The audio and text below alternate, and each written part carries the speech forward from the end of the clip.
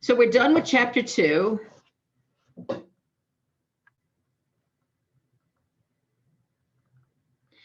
And I don't know if you remember, but we covered a few things already from chapter 3, and we really aren't going to do anything else on chapter 3. So we already, is that purple? I really don't want purple. I like black. Already covered what we're going to cover in chapter 3. Yes, more people coming. Or person. Hello.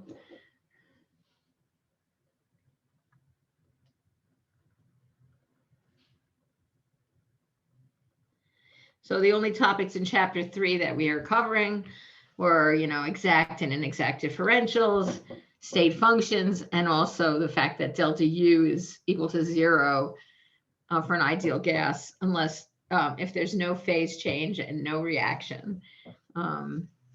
Okay, so now we're going into chapter 4 now, and chapter 4 is really big because this is where we learn about the second law of thermodynamics,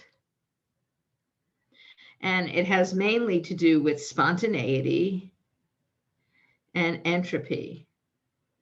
So these are like basically the topics, and we spent a long time here, In fact, free energy is in this chapter as well. Not everything we do on free energy, but much of what we do with free energy.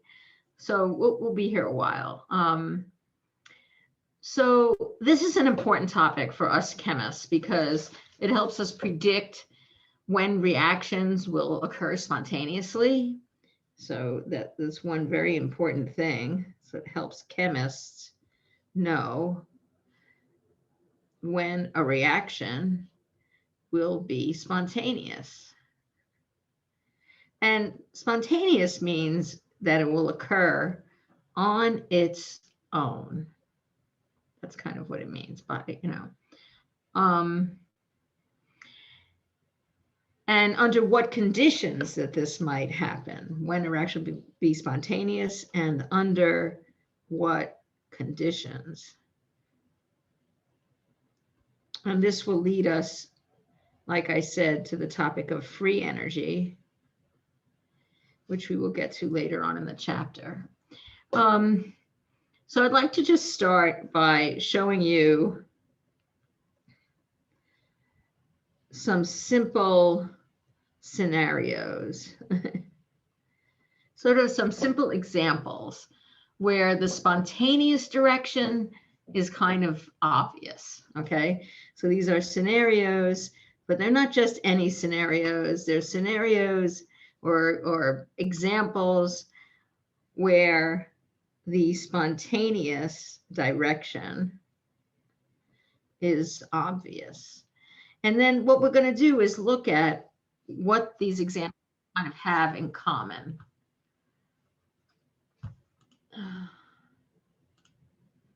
Okay, we'll see what these processes have in common. And then we'll be able to make a kind of a general statement about like what characterizes spontaneity.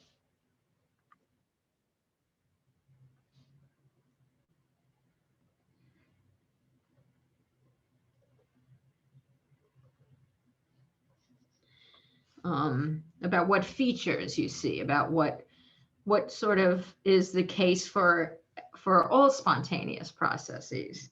So that's what we're aiming to do here. And I'm actually going to show you some stuff that I even do with my freshmen when I teach the same topic in freshman chemistry, because it's more sort of illustrative, of these, like coming up with processes and stuff. So here's my first example.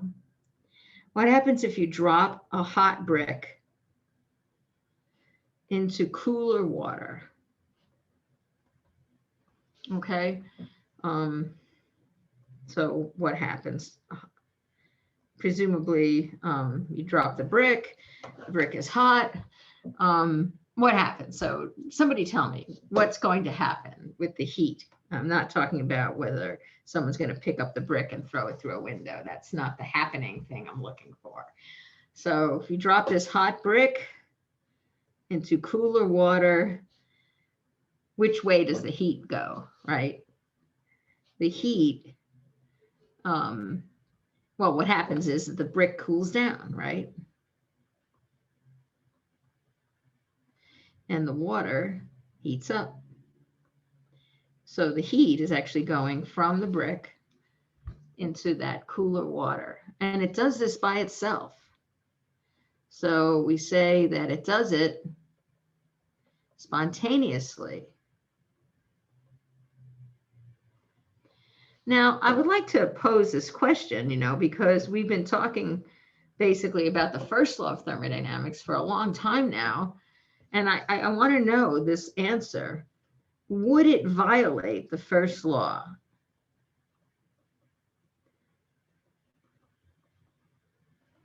If the heat flowed the other way?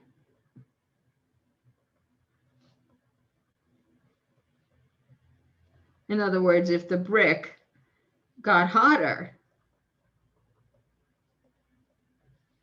and the water got colder. I mean, when you think about that, it's really ridiculous. You've never seen it happen. It's never going to happen. But is it illegal? From a thermodynamics point of view, the first law just says delta U is Q plus W. If we're talking about the brick as being the system, right? Then, well, first of all, work is going to be zero. There's no expansion. There's no extra work. So it's just Q.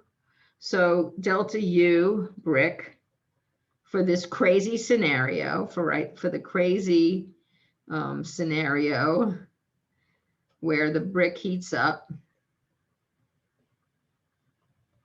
that Q would be positive.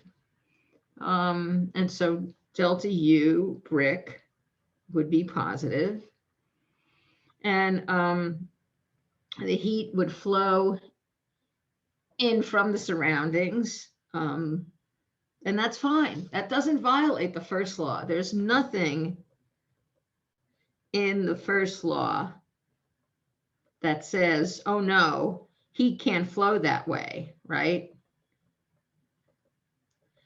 That's not what the first law is about, okay? The first law is just an accounting of the energy. So, if the heat goes from the water to the brick, then the water lost some internal energy and the brick gained some internal energy, and that's perfectly fine. The first law has nothing to say about that, okay? But it clearly does not happen. But it is ridiculous. And we know that that's not going to happen. So why not? Why is it? Well, it's because hotter particles move faster, right? Hotter molecules or particles, they move faster. So when you think about the idea of, a hot particle heating up a cooler particle, that kind of makes sense because the hot ones are moving faster.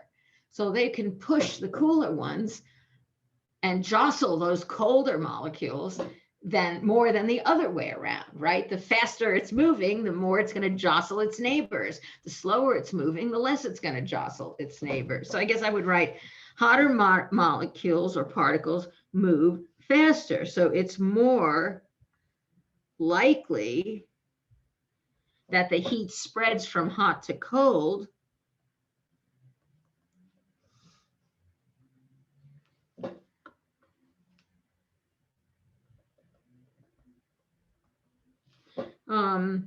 because those faster moving particles, let's call them molecules, jostle or push the slower moving ones more than the other way around.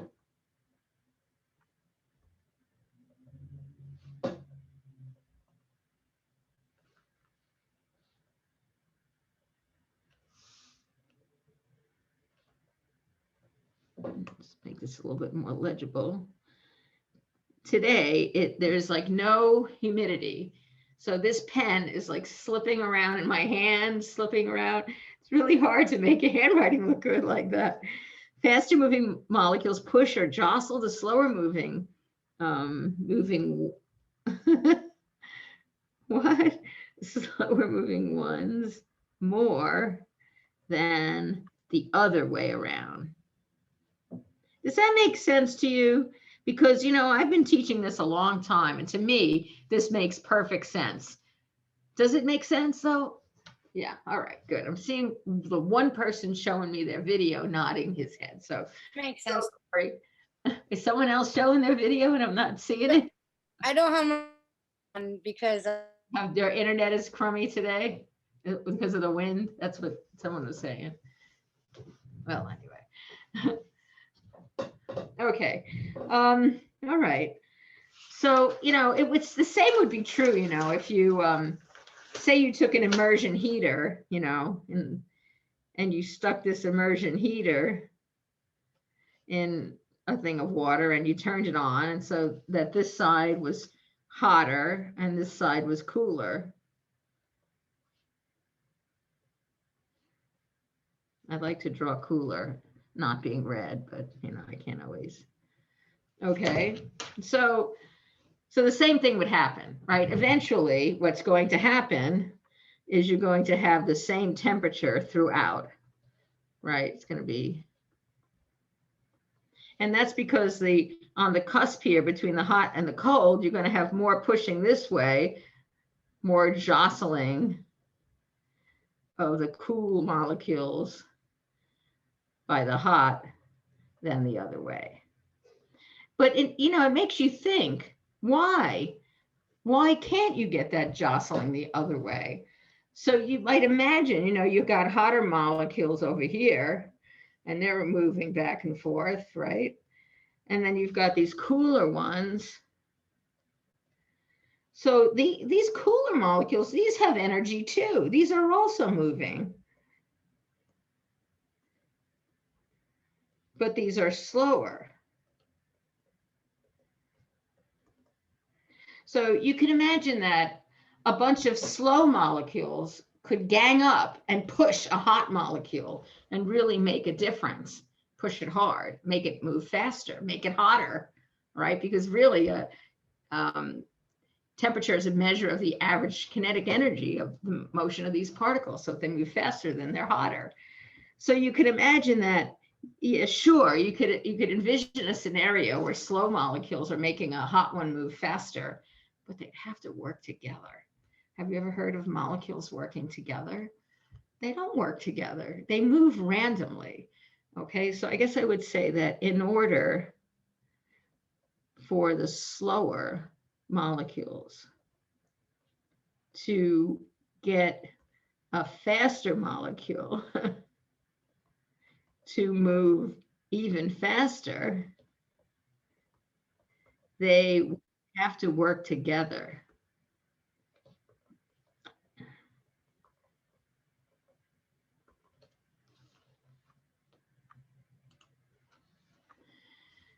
And molecules don't work together, right? And molecules don't do that. They move randomly.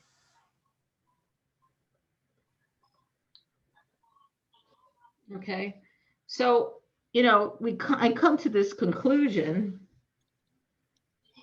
that it's not impossible for slow molecules to make faster ones move faster, but it's not very likely because it would require, by random motion, that a few of those slow ones would gang up and work in a concerted fashion and move a hotter one. And that's just very unlikely. So I guess I would say that it's not impossible, but this is just very unlikely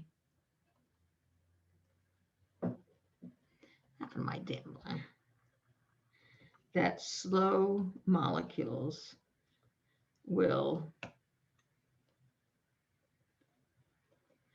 make faster ones move faster. And another way of saying that is that it's very unlikely that heat could flow from cold to hot. And so the likely thing is the other way, that the hotter molecules will jostle the slower moving ones, the cooler ones, and make them hotter. So much more likely.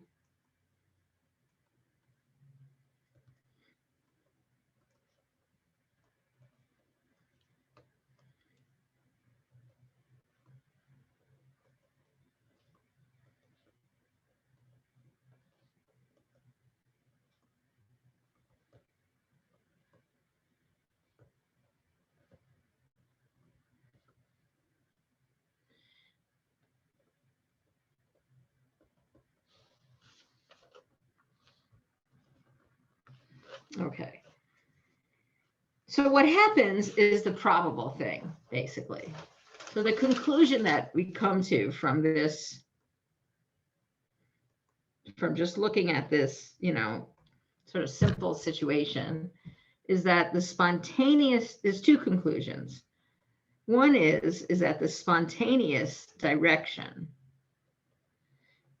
is from hot to, is the likeliest. Okay. And the second is that the spontaneous direction spreads out heat.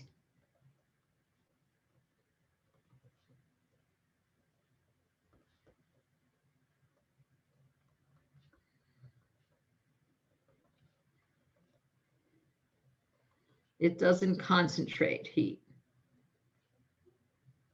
Concentrating heat would be if you had cooler water and hotter water, and you ended up with even colder water and even hotter water. So the heat goes over from the cold to the hot side. So that's my first example. And I hope that made sense. And now I'd like to talk about a second example, which is actually in your textbook, and it's a bouncing ball. Okay. So you take a ball and you drop it onto the ground, the floor, whatever, and there it is. And then it bounces, it goes up, but it doesn't go back up to the maximum height.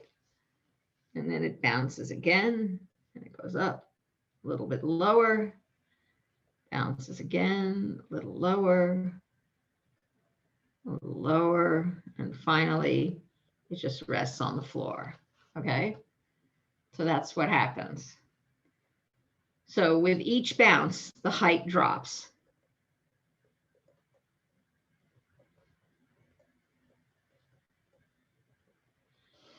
And finally, it rests on the floor. Okay, so why does that happen? So can someone tell me what's going on here? Why this ball doesn't rise back up the second time, doesn't get up that high? Because it's losing energy. Yeah, it's losing energy. Where is it going? It's being, well, it's not really losing, it's the kinetic energy. The ball is losing energy. The universe isn't losing energy. It's like it's being transferred. Like every time it hits the ground, it gets transferred from potential to kinetic. All right, yeah, let's talk about that. So here we have potential, and let's assume that this is our zero of potential energy, the floor. Okay, so here we have all potential energy. Now here, right before it hits, so I'm going to write it here, right? So at the maximum, all potential energy. Okay, right before the ball hits the floor, we have all potential energy, right? Because, okay, then it hits the floor.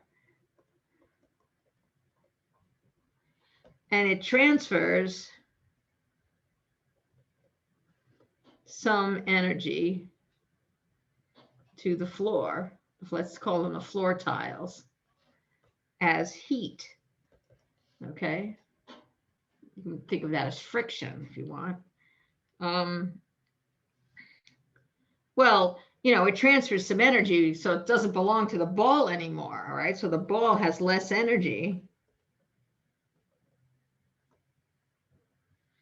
So it can't acquire the same potential energy at the max. It just doesn't have it. So it goes a little, it's not as high. Okay.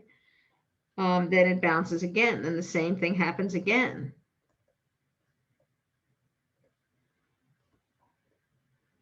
And it loses more heat. And they can't get to this. So now it only has this much potential energy, right? And now it loses more until finally it's done. Okay, it's transferred all its heat. It's lost all that energy. Okay, and it's sitting on the floor. So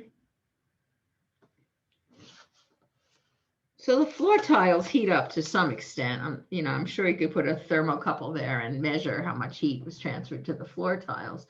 So here's my question. This is the analogous question that I asked above.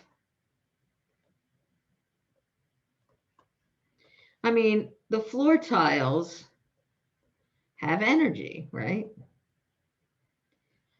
Why can't they transfer some energy to the ball and, bounce it up a little higher? Why can't that, the floor tiles would maybe freeze and the ball would get all that energy, right? And maybe you would be able to transfer it to potential energy and go up higher, right? Well, we never see this happen. Once that ball hits the ground, doesn't start levitating, okay? So my question is, floor tiles have energy. Why can't they transfer some of it to the ball and cause it to bounce higher? Did you ever see this happen? Of course not. So why not? Well, once again, heat doesn't work that way. Thermal energy from random motion doesn't gang up, because what would have to happen is you'd have to have these floor tiles all working together to push that ball all at once, in the same direction. But it never happens. It's never going to happen because heat doesn't work that way. Thermal energy is about random motion. It's not about a concerted effort to do anything. Okay. In order for that to happen,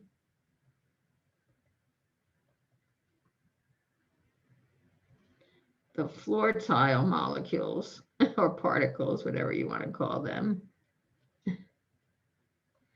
would have to work together to push the ball. And that's not how thermal energy works. And that's what heat is, really, that motion. It's random. So you can't get molecules ganging up to do something. Dr. Cooley? Yeah.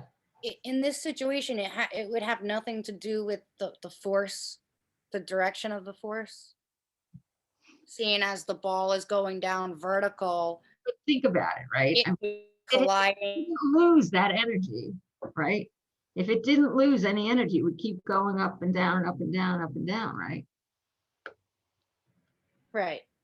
Right. That's, yeah, the gravity is pushing the ball down, but once it hits it, it would still have the same energy, and since because of its construction, it could spring back up if it still had all that energy.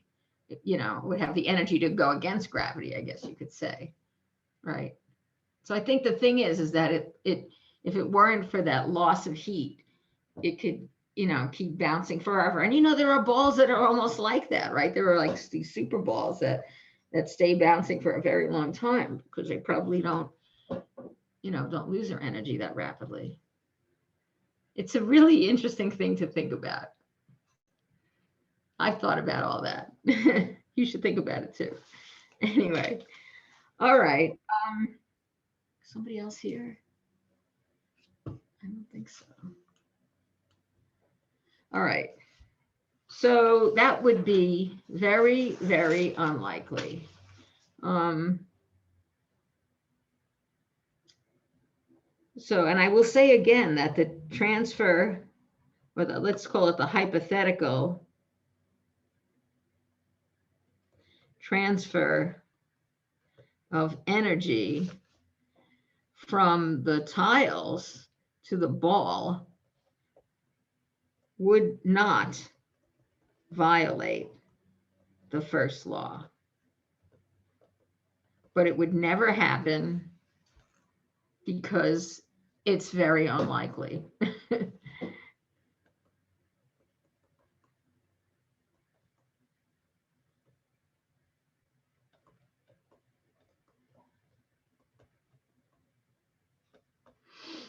Okay, so again, we have two characteristics of this spontaneous process, just like the previous ones. So of spontaneous processes. Number one, they are the likeliest. And number two, they disperse energy or heat. Okay, heat is really central to the idea of entropy. Okay, so what I'm going to do next is I'm going to show you some handouts, a couple of which I use in general chemistry, and sort of try to introduce you to the idea of entropy and sort of take it one step at a time. Okay, so I'm going to go to my next, let's see.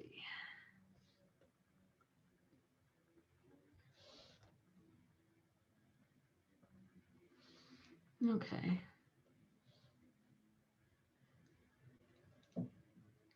So here is a nice picture that I show my freshmen. That's why it says Unit 7. It's not Unit 7 for us. And I pretty much, you like that picture, that fish tank and that brick. I have to tell you, I doctored it myself. I found a picture of a fish tank and a picture of a brick, and I put them together. So, so here, the same thing that I told you, you drop a brick into cool water, place a hot brick in cool water. Which way does the heat flow spontaneously? Does it flow from the hot brick to the cool water or from the cool water to the hot brick? So it flows this way.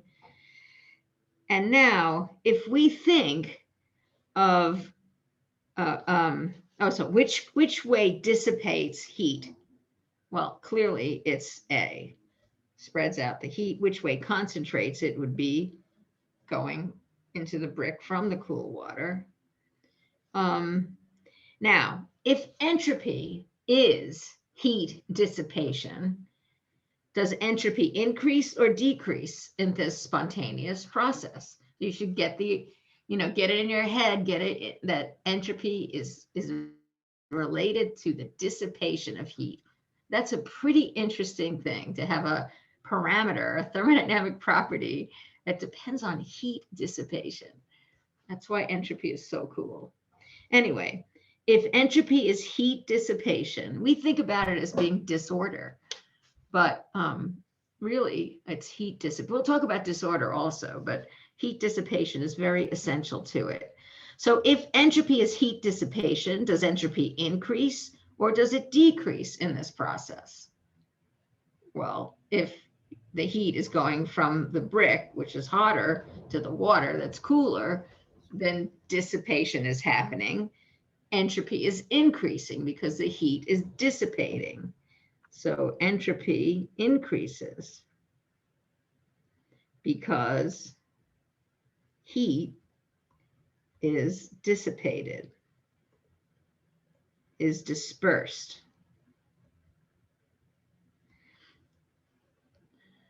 So entropy increases.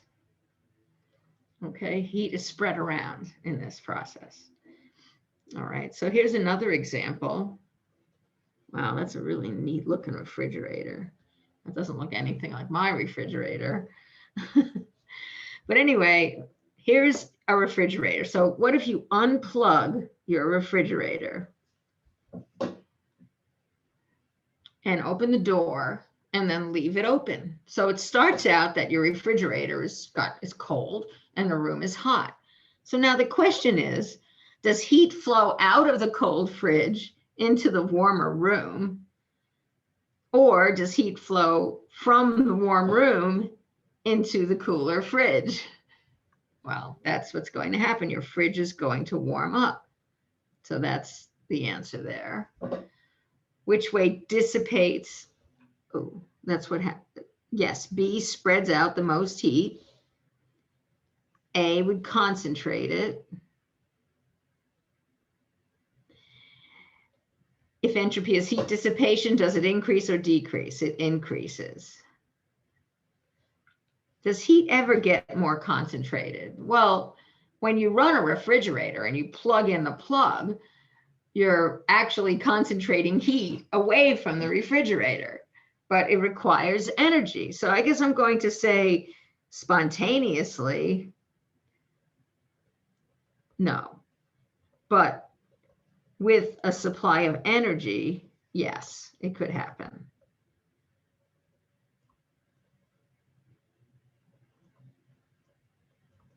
Okay.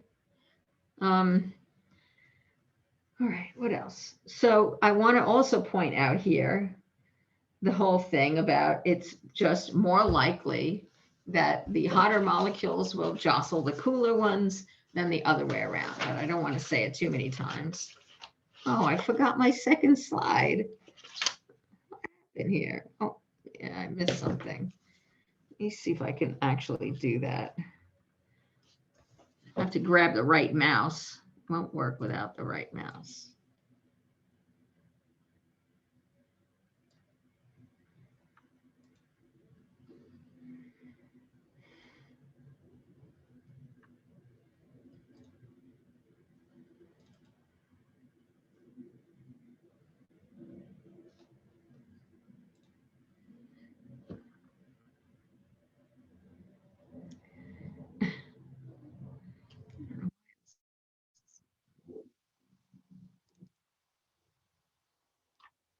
Okay, here.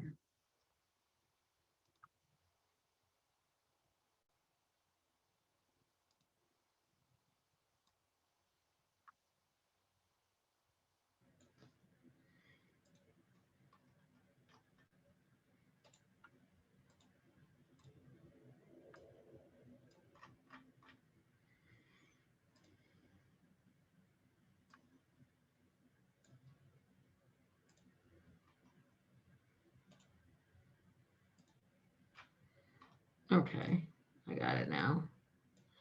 All right, so here is, so at the beginning of this handout, actually, it says there are two kinds of disorder related to entropy. There's heat dissipation, which I've talked about, and then there's the arrangement of objects or particles. So now I'm going to talk about the arrangement of particles,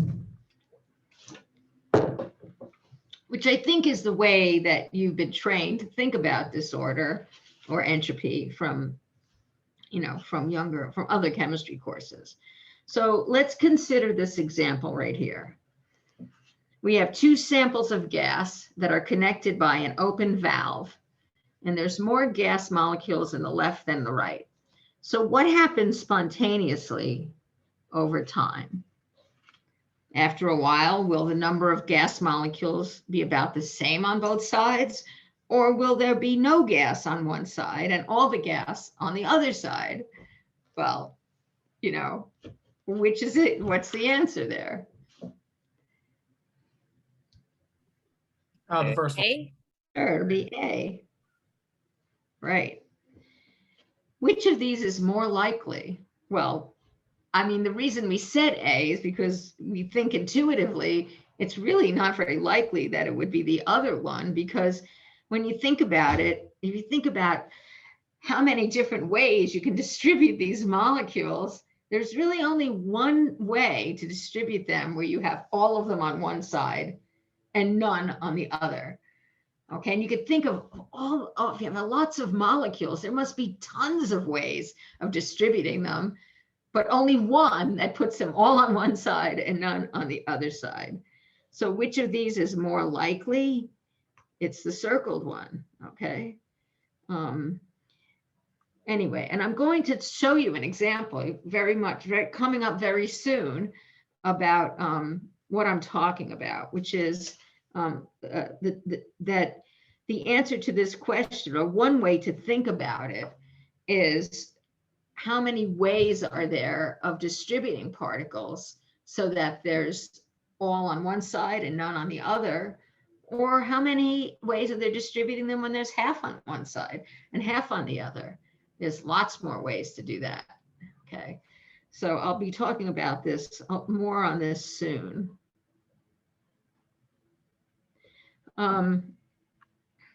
So the next example is one of my favorites. It has to do with your room, you know. And I say a very young child plays in his or her room for a while. And initially it's moderately neat with most objects in their proper place. But what happens over time? Now, the reason I say a very young child is because, you know, an older child or even an adult, at least some of the time, might actually be interested in putting things away and might even know the difference between things that are put away and things that are not put away. So I guess when I say a young child, I'm sort of implying that their motions are kind of like heat. They're kind of random, right? Where they might pick up an object and put it somewhere else, but it's not necessarily any neater than taking that object and putting it anywhere else. It's like all movements are, you know, equivalent to a young child. We could say that motions of moving objects are random. So, of course, you know what happens over time. The room becomes much neater, right?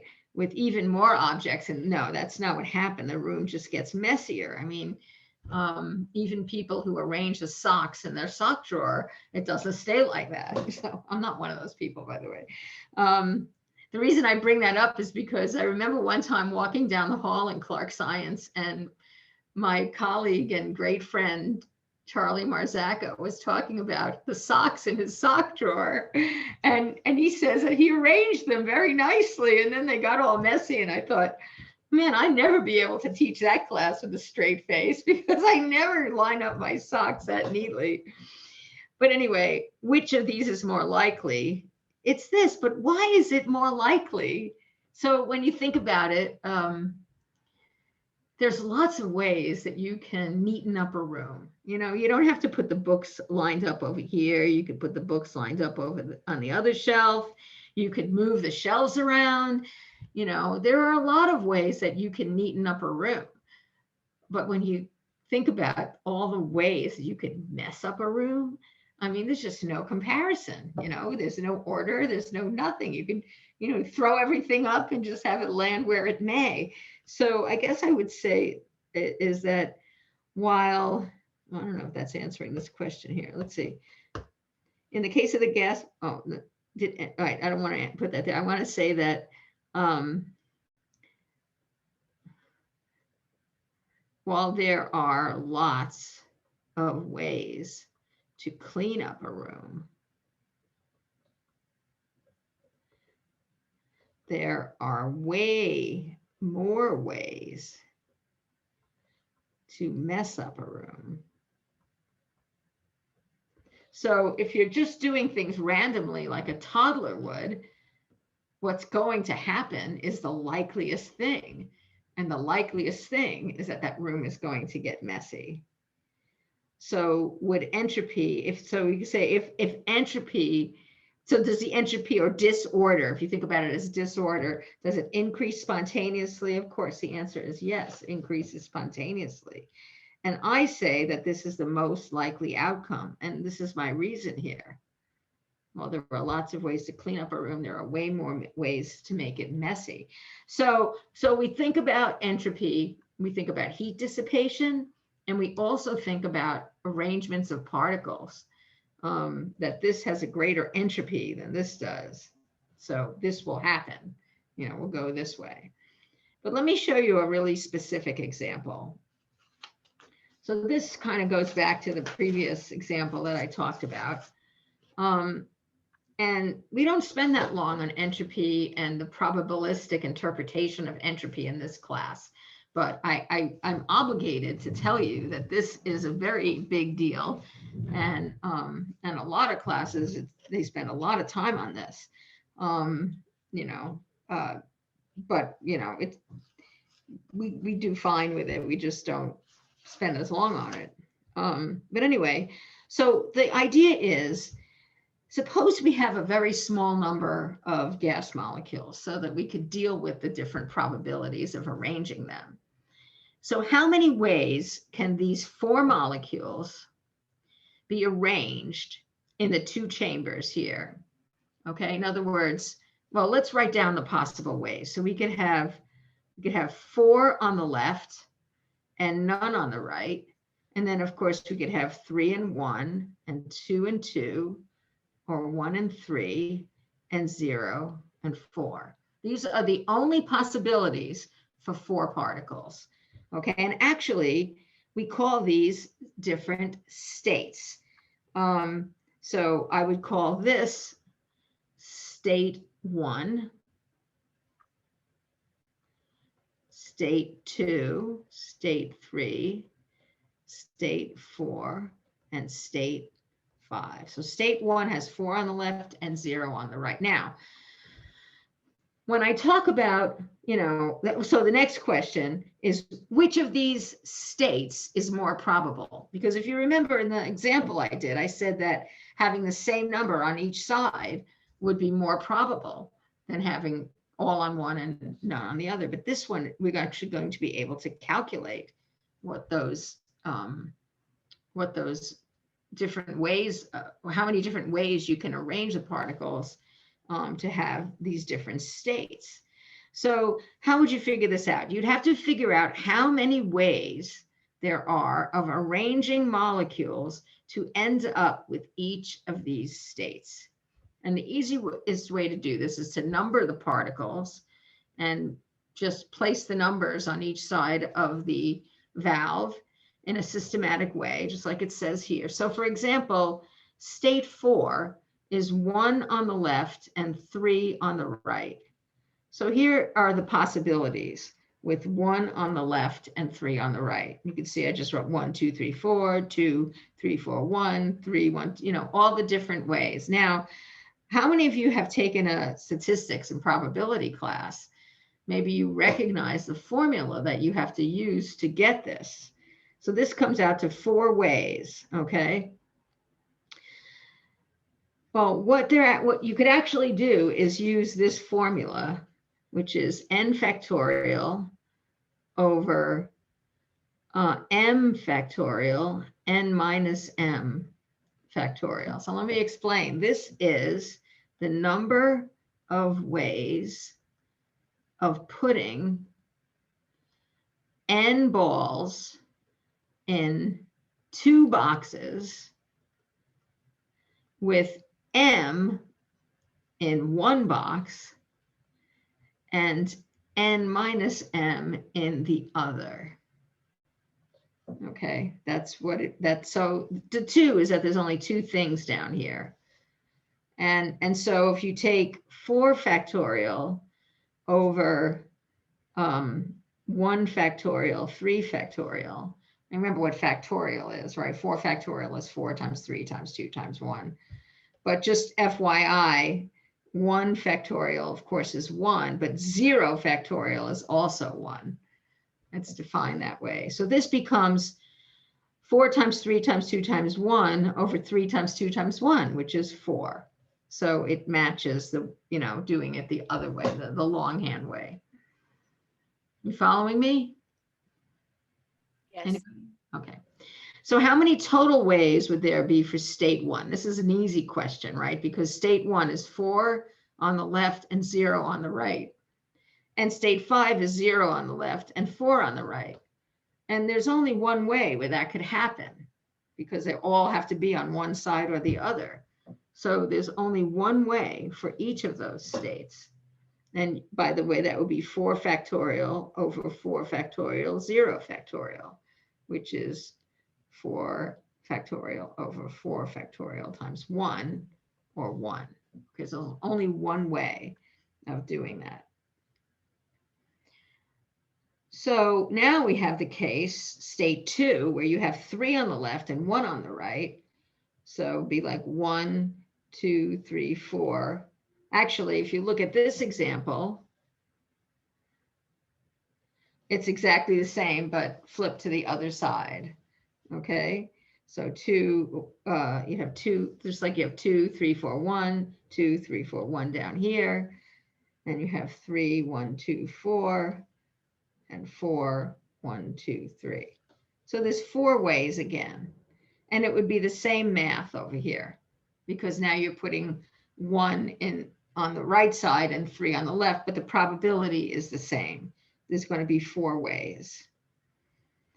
Now, what about when you have 2 and 2? So if we do this systematically, I go 1, 2, 3, 4. Then I do 1, 3, right? And then I do 1 and 4. And so then I would do 2 and 3. I wouldn't do 2 and 1 because I've already done 2 and 1. So I do 2 and 3, and then 2 and 4. And then now I'm up to 3, but I wouldn't do 3 and 1 or 3 and 2 because I got those already. So I'll do 3 and 4. And now I just have to fill in the other ones, right? 2, 3, 1, 4, 2, 4, 1, 3, 3, 4, 1, 2. 6 ways. You could see that the probability is greater of ending up with half and half because there's more ways of getting it. Total ways for state 3 is 6. And again, it's 4 factorial over 2 factorial, 2 factorial, which is 4 times 3 times 2 times 1 over 2 times 1 times 2 times 1. And that's 6. All right. Now, if we stack this all up, the number of ways for state 1 and 5 was 1 each. It was 4 for 2 and 4, and it was 6 for state 3. So, so which state is more likely is state 3. Which spreads matter around, so it has the most disorder, is state 3. Which has the highest entropy would be state 3. Okay. Now here is an interesting connection between the disorder of objects and the disorder of heat.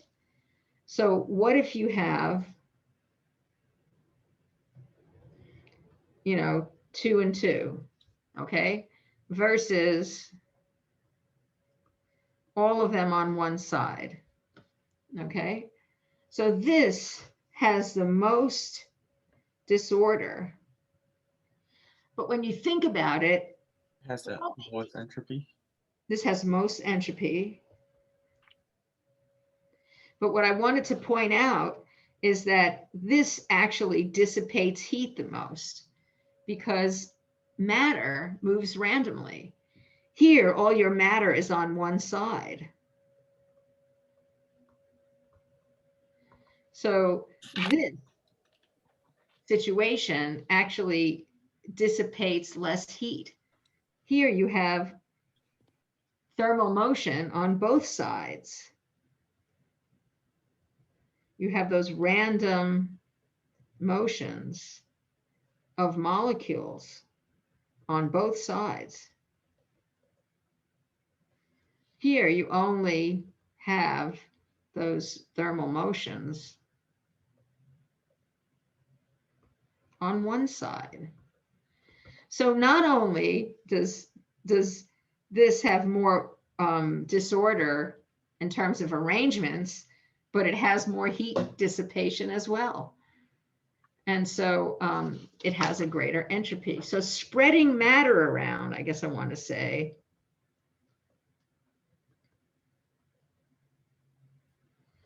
also spreads energy around. Okay.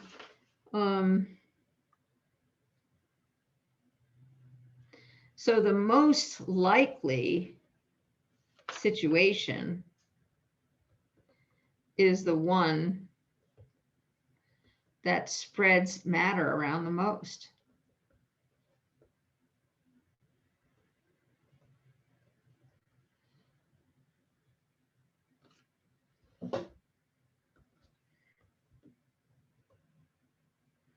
And energy is spread out the most too.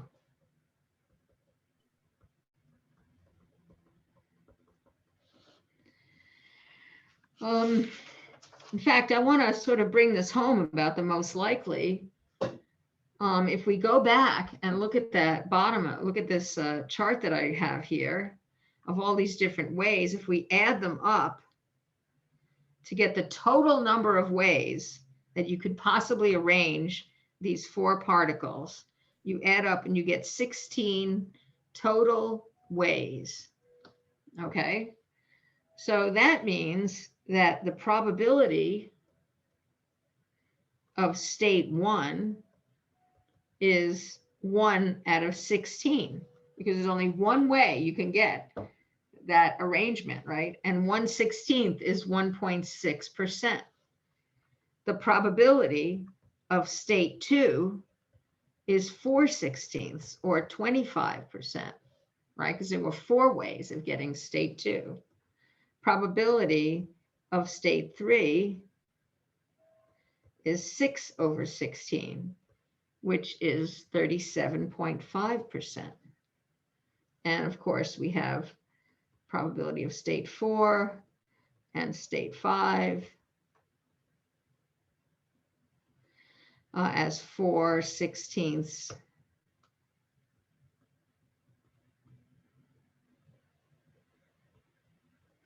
and 1/16. So what you see is that this has the highest probability, has the greatest number of ways.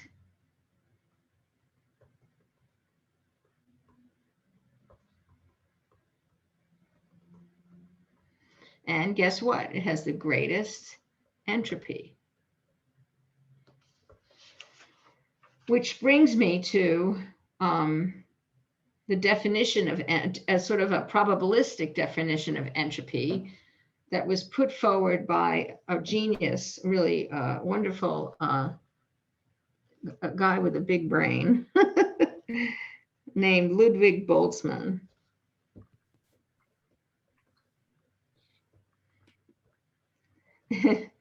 And he came up with this probabilistic definition of entropy. So entropy, which has a symbol S, he just says it's a constant times the log of the number of ways. Okay. The number of energetically equivalent ways of obtaining a given state of the system.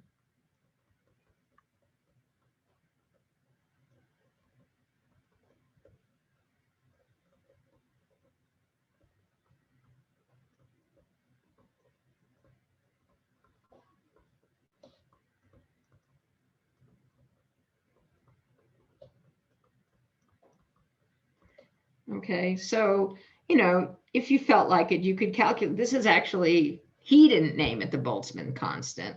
It happened after he died. In fact, I would like to tell you that poor Boltzmann, he was swimming against the tide with this theory. Nobody believed him that, well, that's not true, nobody. He had some people who thought he was right, but this idea that thermodynamics is based partially on probability You know, that was like the whole God does not play dice thing that Einstein said way back when, that turned out to be wrong. So Boltzmann thought that this was a way of defining entropy. He believed in this probabilistic way that I've been talking to you today, that's how entropy works. And he came up with this, and he died, right? Not knowing that, well, he actually committed suicide. He was struggled with depression. And, you know, his ideas were just not picked up by scientists. These ideas were not accepted. This is around the turn of the 1900 whatever.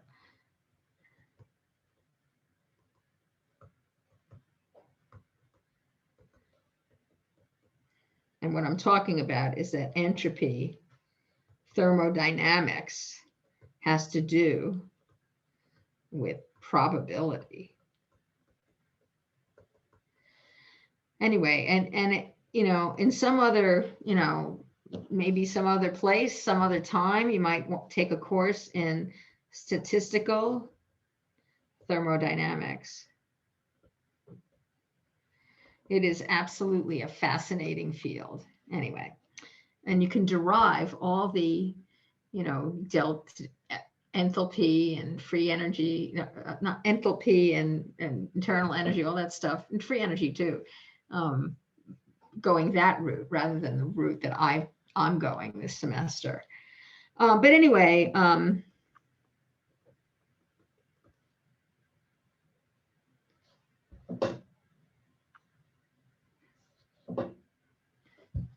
I can't believe I can't remember. It must be 23rd.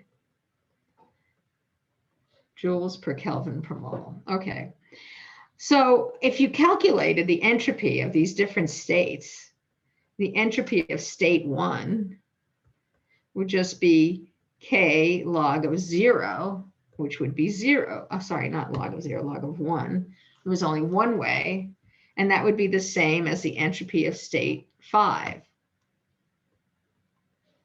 The entropy of state 2 would be whatever this constant is, which doesn't really matter to us, times the log of 4, right? Which would be 1.39 K. The entropy, and that would also be the entropy of state 4. The entropy of state 3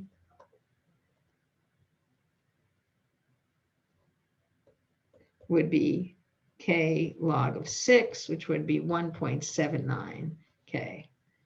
Okay, so there would be a way of calculating this. All right, now I just want to tell you that we can't calculate entropy that way for the systems that we use in chemistry.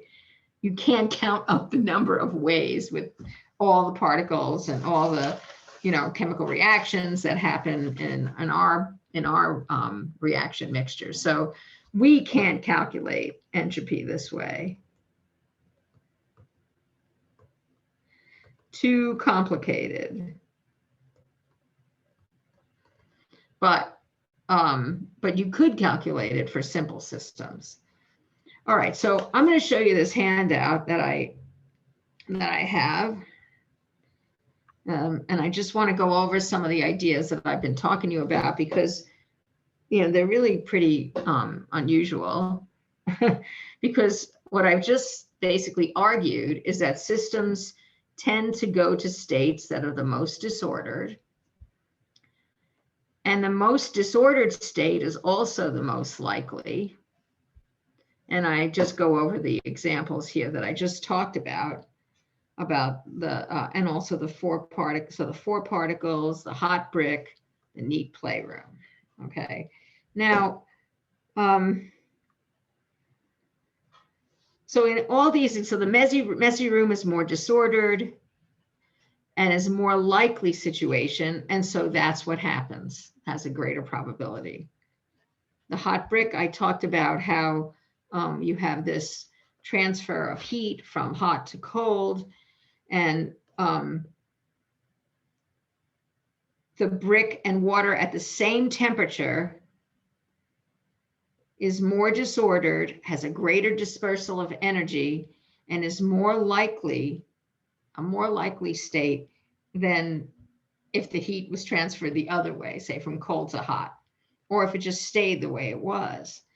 And the 4 particles will likely end up with 2 on each side.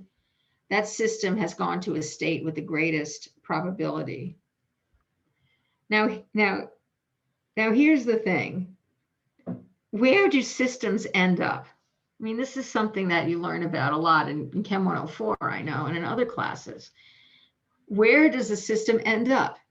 Well, I've just told you it ends up with maximum disorder, the likeliest place, maximum energy dispersal, and maximum entropy. But what you learn in Chem 104 about where they end up is they end up at equilibrium. So what that tells you is that equilibrium is characterized by all 4 of these things. Equilibrium has the maximum disorder. It's the likeliest place to go. It has the maximum energy dispersal, and it has the maximum entropy. Okay, so equilibrium has all these things.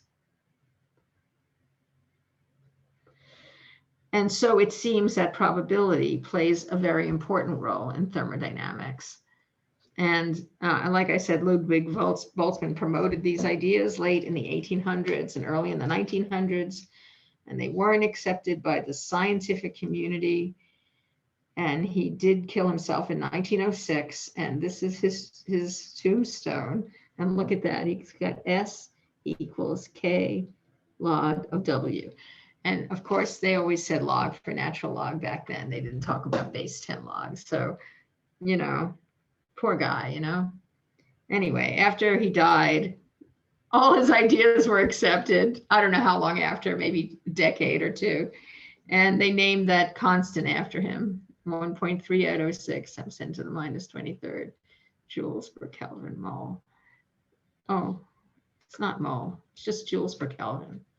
Yeah. Okay, so at least he got his due after he died. Anyway, like I said, we don't calculate entropy that way. But for simple systems, you could calculate it that way. So what I would like to do next, what time is it? I've got a little time, is I want to take another look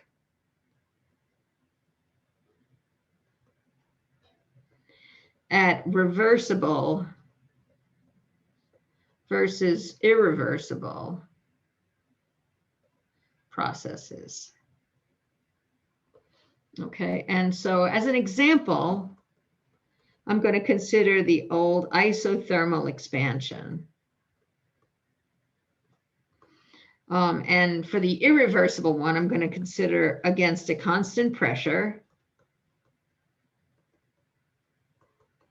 Okay, so that's irreversible. So it starts, you know, you have a piston, let's say, and you have a gas, and the gas pressure is greater than the atmospheric pressure. And so that means you'd have to hold this down, because once it goes, it's going to go, right? You have these like pins holding down the wall, okay? And when you remove the pins, you get what we call an irreversible process. So once you remove the pins, that expansion happens, and you cannot change its direction.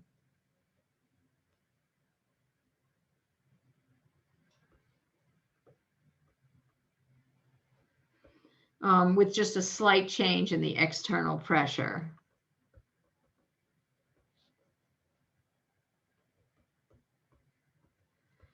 So this is an example of a spontaneous process.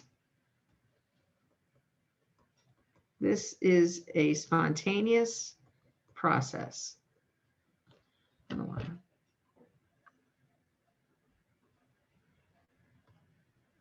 Oh, there it is. Okay.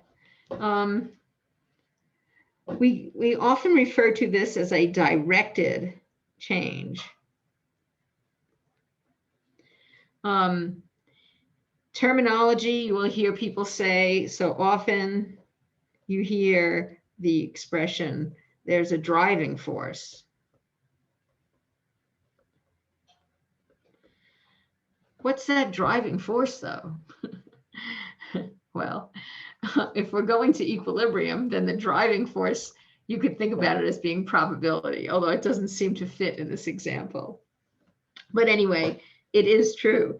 So anyway, spontaneous processes, my point really is this: spontaneous processes are irreversible.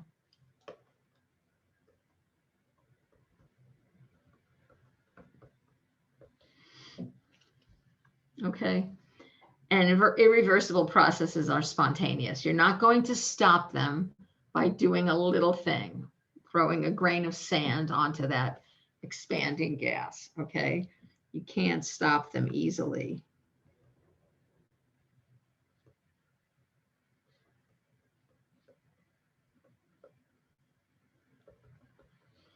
Okay. Now, if you contrast that to the reversible case, so you remember in the reversible case, you have the same, the gas pressure, the same at the beginning.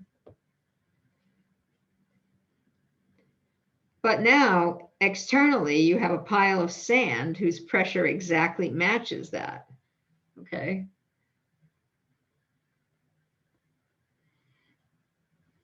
I guess probably what I should have done was drawn these both as smaller arrows, because you're not going to go changing the atmospheric pressure, but it doesn't matter. So, and now what you're going to do is you're going to remove one grain at a time. I should say that we're now doing the reversible isothermal expansion, where you remove one grain of sand at a time.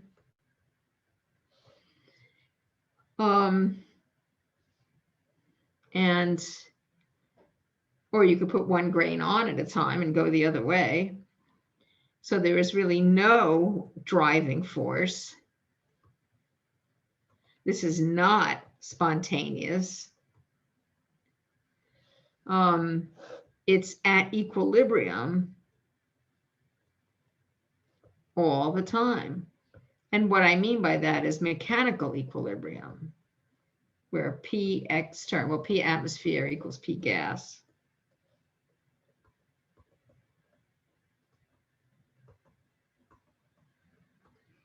Okay. So we call that equilibrium. So we have, here we had a spontaneous process that was irreversible.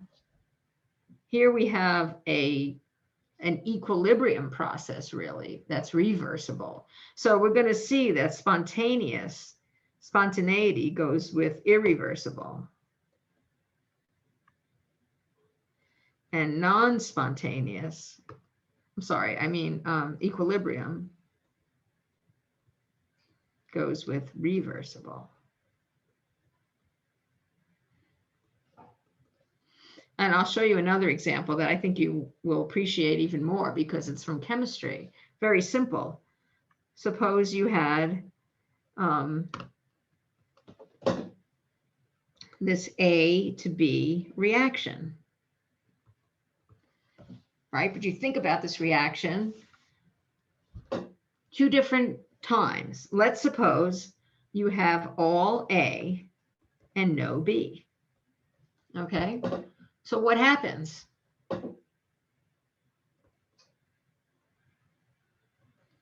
Well, the reaction has no choice. It's going to go to the right. There's no B, so it can't go the other way. Until when? Right? Okay, so when some B starts, you do get some back reaction. Once you start to form B, you get some back reaction. But your net reaction will be from left to right until equilibrium. So the net reaction is from left to right until equilibrium. And at equilibrium, so before equilibrium,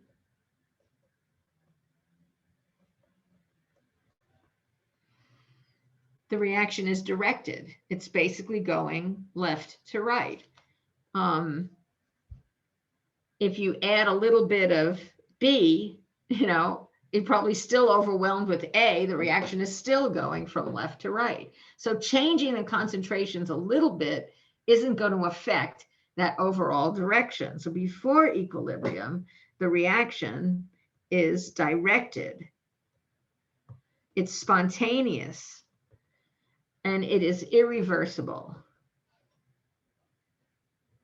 So you can't reverse by just adding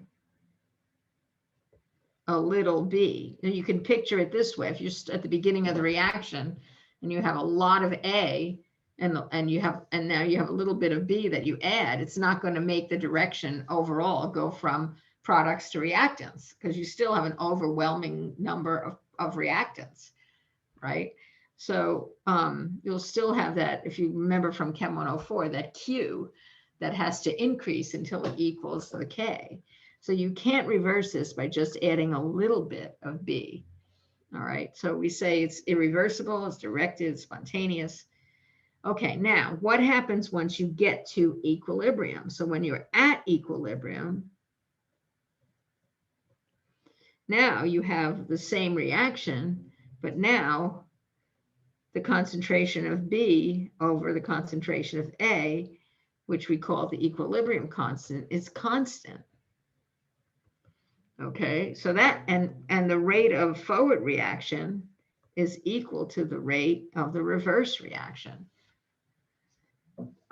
And now there is no longer a preferred direction.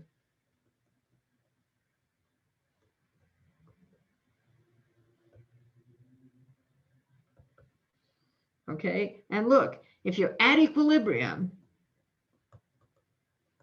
and you add a little A, what happens? Reaction goes to the left, forms B. If you add a little B, the reaction goes to the right and forms B. If you add a little B, it goes to the left and forms A. So Le Chatelier's principle, remember, it doesn't just say if you add A, the reaction goes to B, and if you add B, the reaction goes to A. It says if a reaction is at equilibrium and you add a little bit of A as a reactant, products will form.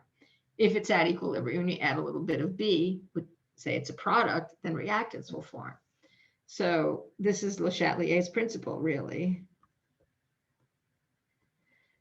If the reaction is at equilibrium, you add a little A, it's going to form B. You add a little B, it's going to form. And guess what? That's reversible.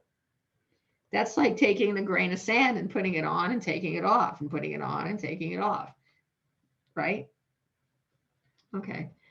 So we see that this idea that spontaneous processes go with irreversible and equilibrium processes go with reversible. This is something that we're going to see again and again, okay, in this class.